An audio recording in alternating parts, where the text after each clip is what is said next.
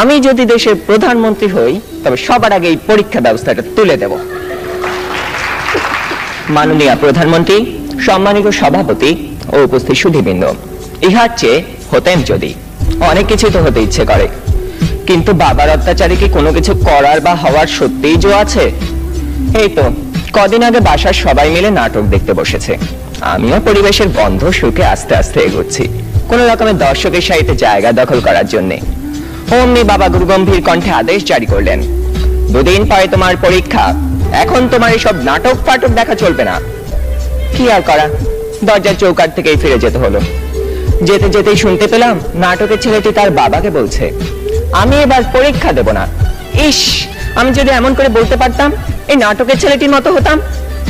কিন্তু এ তো শুধু নাটকেই সম্ভব। আবার স্কুলের কথাই ধরুন না কেন, সব সময় পরীক্ষা লেগেই আছে।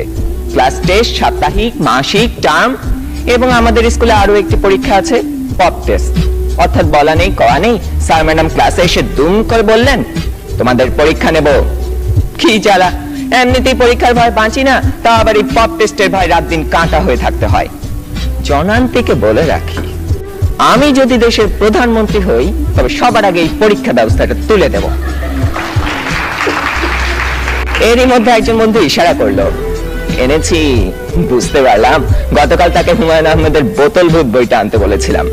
কোন রকমে পরীক্ষা শেষ করে উঠে গেলাম লাস্ট বেঞ্চে, দুজনে মিলে মজা করে পড়তে শুরু করে দিলাম। গল্পে আছে হুমায়ুন ভূত পুষে, তা আবার বোতলে করে পকেটে রাখে, সে ভূতের খাবার চাঁদের আলো।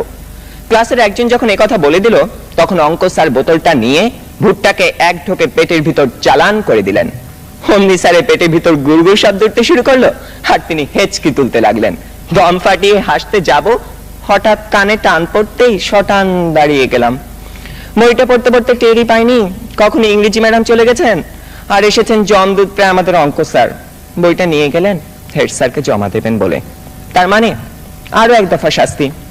আপনারাই বলুন, এত শাসনের মধ্যে স্বাধীনভাবে কোনো কিছু করার উপায় নেই তো হওয়ার উপায় আছে? ধন্যবাদ সবাইকে।